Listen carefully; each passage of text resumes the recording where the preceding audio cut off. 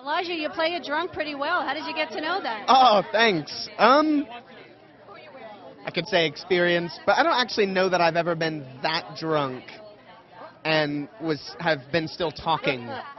So it wasn't necessarily pulling from experience in that way, but it was a lot of fun. It was nerve-wracking.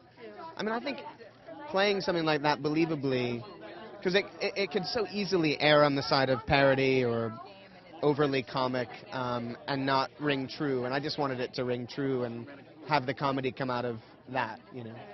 What's the most romantic thing you've ever done? The most romantic thing I've ever done, the most romantic experience I think I've ever had is there was one time I had, with my then girlfriend, we had coffee in Venice, lunch in Paris, and dinner in New York on the same day. It was kind of amazing. You and Katie and the other girls very much were playing, up the camaraderie and the girls in the wedding and all. Tell me about how you actually bonded. Did you go to boot camp or anything together? Well, we had a couple days together before we started shooting to rehearse. Did you have a sleepover?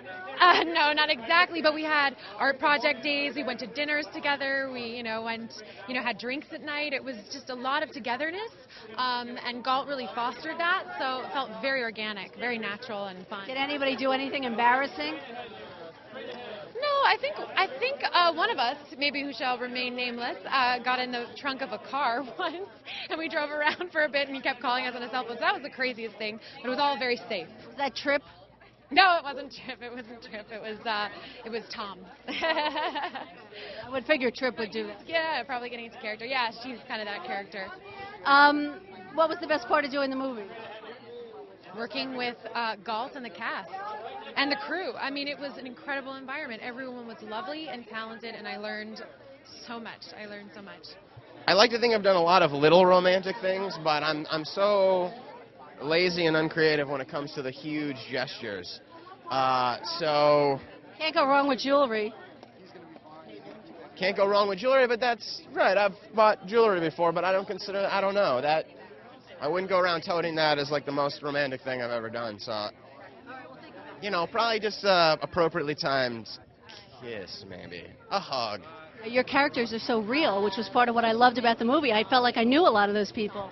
Oh, thank you. I think it's, a writer's aspiration to tell stories about real people with complicated sets of, good and bad traits. We're all flawed.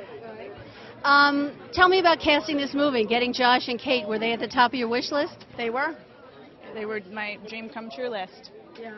And how hard was it to get them? It was, I've been producing for many years, and so Kate's an executive producer on the film. Katie is an executive producer, and we got to her through the traditional channels. She read it, she responded to it, and then we met, and then we got to know each other, and a really beautiful collaboration began there.